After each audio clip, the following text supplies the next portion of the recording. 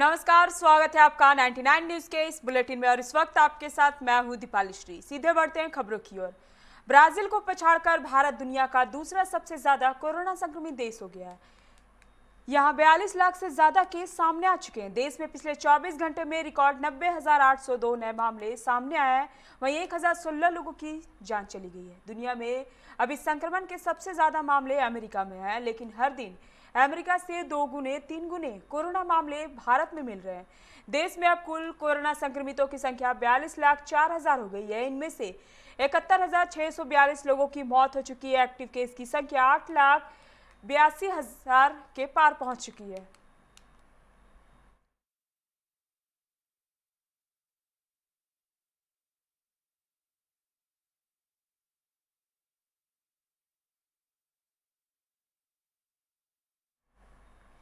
बिहार में कोरोना संक्रमण का असर कम जरूर हुआ है, लेकिन नए मरीजों के मिलने का सिलसिला लगातार जारी है।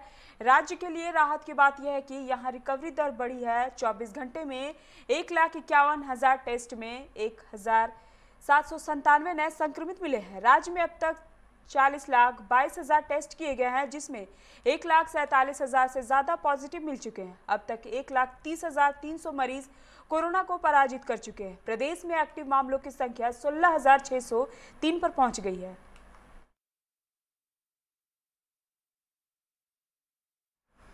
झारखंड में पिछले 24 घंटे में कोरोना के बाद 1,246 नए मरीजों की पुष्टि हुई है। इसके साथ ही कोरोना संक्रमितों की कुल संख्या 51,063 पर पहुंच गई है। 7 संक्रमितों की मौत हो गई है। इसके साथ ही कोरोना से मरने वालों का आंकड़ा 469 पर पहुंच गया है। 1,854 मरीज स्वस्थ भी हुए हैं। इस समय राज्य में कोरोना के कुल एक्टिव केस 14,410 है।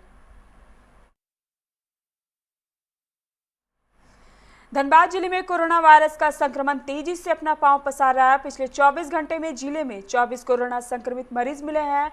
इसमें सिंदरी में एक साथ 4 मरीज और जोड़ा फाटक में 3 मरीज मिले हैं। वाशेपुर में भी मरीज मिलने का सिलसिला बदस्तूर जारी है। इधर जिले में कोरोना वायरस से संक्रमित कुल मरीजों की संख्या 3,300 के पार पहुंच गई है। वहीं 2,800 से ज्यादा मरीज कोरोना वायरस को मात दे चुके हैं। हालांकि जिले में कोरोना वायरस से अब तक 36 लोगों की जाने चली गई है। कुल एक्टिव केस की संख्या लगभग 450 है।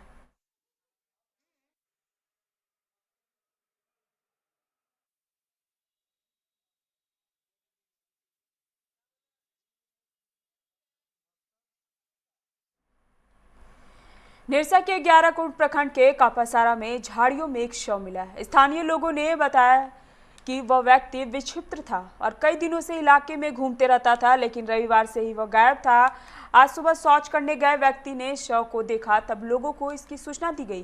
गल्फरबाड़ी पुलिस ने मौके पर पहुंच शव को कब्जे में लेकर पोस्टमार्टम के लिए भेज दिया।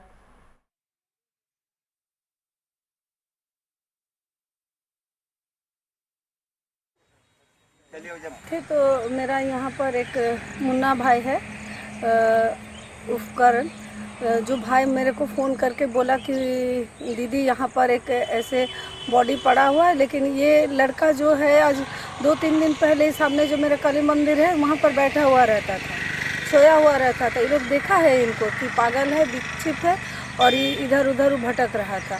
लेकिन कल सारा दिन से वो गायब था और अभी सुबह कोई सोच के लिए आया हुआ था, वो देखा कि वहाँ पर गिरा हुआ है। झरिया के बौरा थाना अंतर्गत काली मेला के समीप बंद आउटसोर्सिंग खदान में एक अधेड़ व्यक्ति की लाश मिली है। शव देखने से लग रही है कि 2-3 दिन पहले उसकी मौत हुई है। बौरा थाना की पुलिस मौके पर पहुंच शव को कब्जे में लेकर छानबीन में जुट गई है। फिलहाल शव की शिनाख्त नहीं हो पाई है। स्थानीय लोगों ने बताया कि सुबह उस क्षेत्र से काफी दुर्गंध आ रही थी। जब पास जाकर लोगों ने देखा तो वहां पत्थरों के बीच लाश पड़ी थी। अब विलंब इसकी सूचना पुलिस को दी गई। हालांकि पुलिस ने फिलहाल कुछ भी बोलने से इनकार कर दिया है। बताया जा रहा है कि संभवतः कहीं और हत्या कर जुर्म छुपाने के लिए शव को बंद ओपन कास्ट खदान में लाकर फेंक दिया गया, क्योंकि बंद खदान की भराई चल रही है, जिसके कारण हत्यारे ने सोचा होगा कि मलबे के साथ शव छुप जाएगा।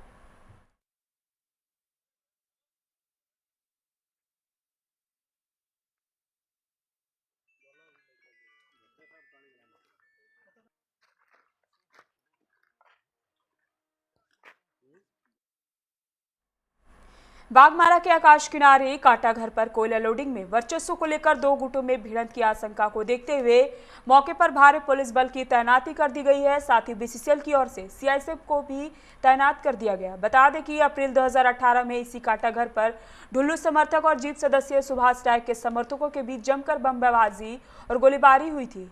इसी घटना के मद्देनजर प्रशासन द्वारा विशेष तैयारी की गई है। आज भी कथित रूप से सुभाष राय के समर्थक बताए जाने वाले दीपक तिवारी का डीओ आवंटन के तहत 50 टन कोयले का उठाव होना है।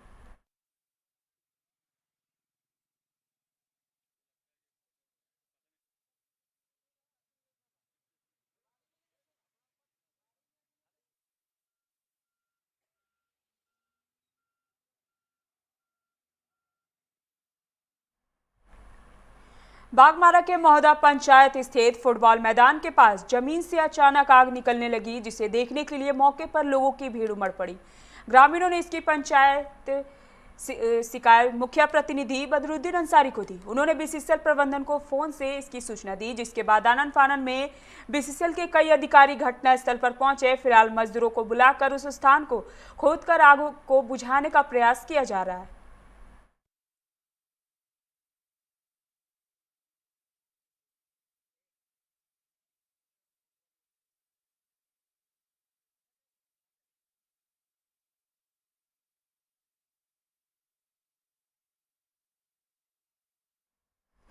जिले में आत्महत्या का सिलसिला रुकने का नाम नहीं ले रहा है। लॉकडाउन के बाद से लगातार आत्महत्या की घटनाओं में इजाफा हो रहा है। ताजा मामले जिला के धनसार थाना क्षेत्र के चांदमारी के हैं, जहां पति पत्नी दोनों ने आत्महत्या कर ली।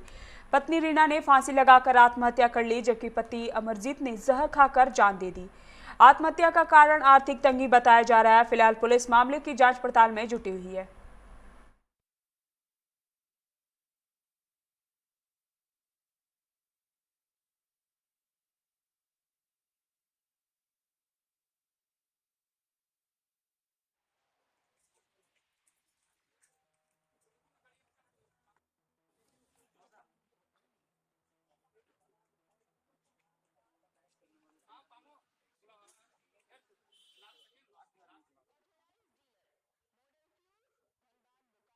इतना जानते हैं कि लड़की स्वभाव की बहुत अच्छी थी, पति पत्नी में बहुत मेल और प्यार दुलार इन लोग का था और सभी से इन लोग बड़े और छोटे सभी से मेल मिलाव था।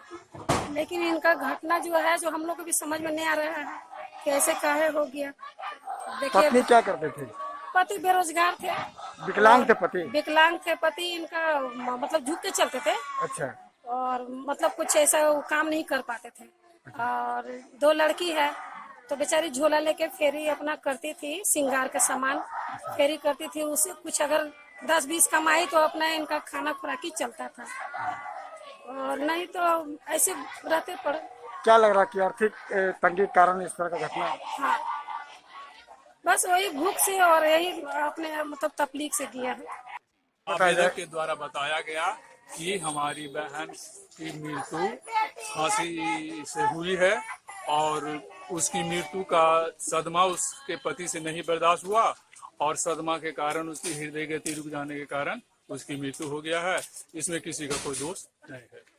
क्या कारण क्या था इस तरह? इसमें नहीं बताए हैं कि क्या कारण है किसी के द्वारा। साहिबगंज के मुफस्सिल थाना क्षेत्र के सोलबंदा गांव में सोमवार की आले सुबह 35 वर्षीय प्रमोद यादव ने अपनी 30 वर्षीय पत्नी विभा देवी की हत्या धारदार हथियार से कर दी। हत्या करने के बाद प्रमोद फरार हो गया है। आसपास के लोगों ने घटना की सूचना मुफस्सिल थाना पुलिस को दे दी है। सूचना मिलते ही मुफस्सिल पुलिस घटनास्थल पर पहुंचकर शव को कब्जे में लेकर पोस्टमार्टम के लिए भेज दिया है। पुलिस हत्या के कारणों की जाँच कर रही है।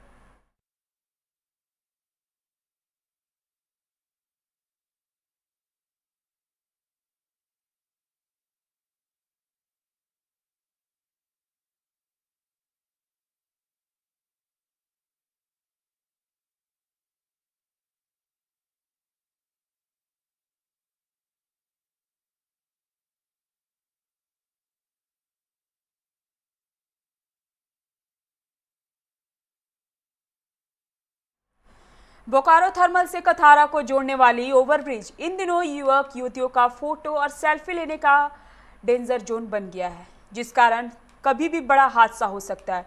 लोग ओवरब्रिज के किनारे छोर जो जमीन से 100 फीट की ऊंचाई पर चढ़कर सेल्फी लेते हैं। प्रशासन अगर समय रहते लोगों पर कार्रवाई नहीं करती है तो रोजाना कई ना कई घटना हो सकती है।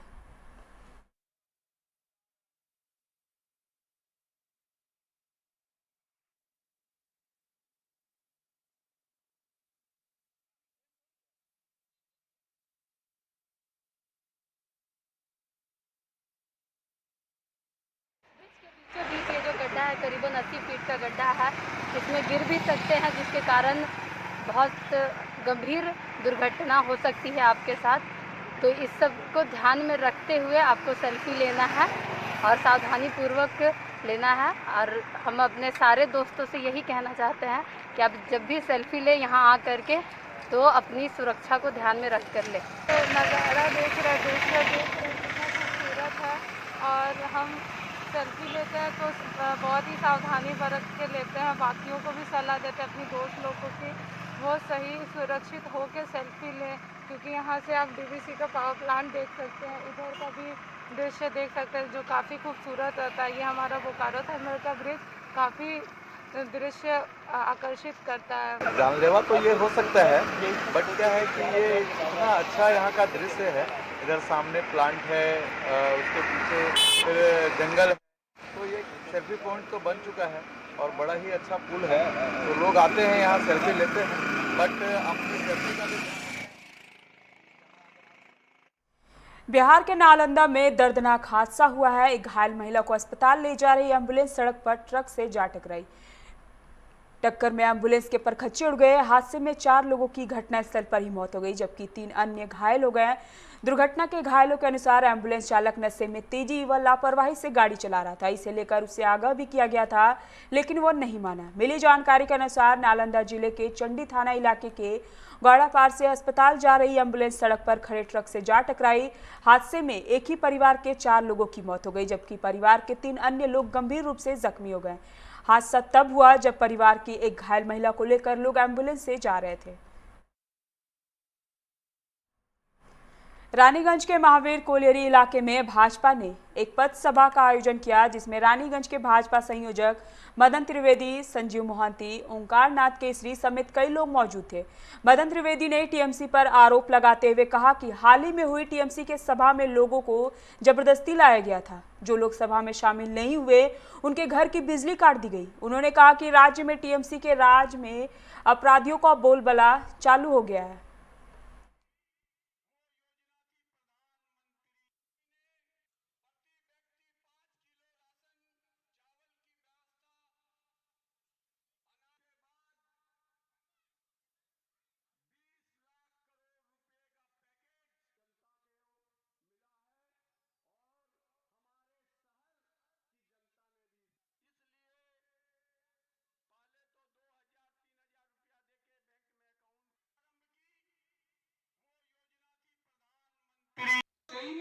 सेंट्रल गवर्नमेंट का ही नौकरी कर रहा है या फिर राज्य सरकार का? क्योंकि राज्य सरकार का नेता उसको फोन करता है कि इतने का है इंजीनियर और कब लाइन लाना है तब वही से उसे इंस्ट्रक्शन ले लेता है। अरे मैनेजर जी, आप जिस तृणमूल के नेताओं के बात सुन के काम कर रहे हैं ना, ये बात सुन लीजिए। पश्चिम बंगाल में तो ये टीएमसी करता है, लेकिन बिहार में भाजपा करता है।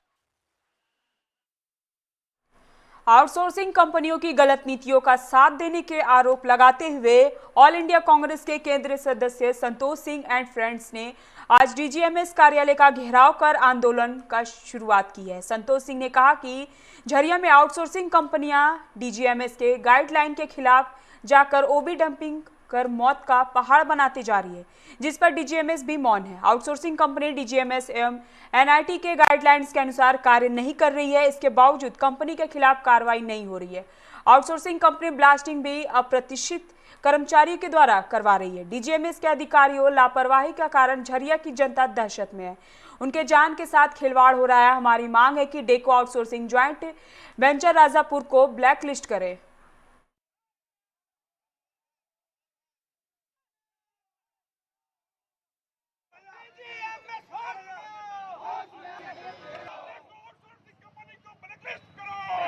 जिले में आउटसोर्सिंग का काम चल रहा है, पूरे एनआईटी और डीजीएमएस के गाइडलाइन का धजुड़ा का काम चल रहा है।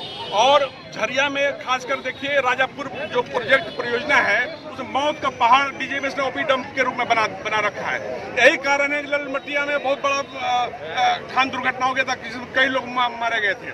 और ना ही उसमें ओपी डंप जो पहाड़ जैसा बनाए भी ना भी उसमें ग्रेडिंग स्लोपिंग का काम हुआ है, ना डीजीएमएस का किसी भी गाइडलाइन का पूरा नहीं किया। अभी जो जिस ढंग से पहाड़ बनाया डीजीएमएस ने उसको आउटसोर्सिंग कंपनी को ब्लैकलिस्ट करना चाहिए था। अभी के बुलेटिन में मेरे साथ फिलहाल इतना ही। आप बने रहे 99 न्यूज़ के साथ। नमस्कार।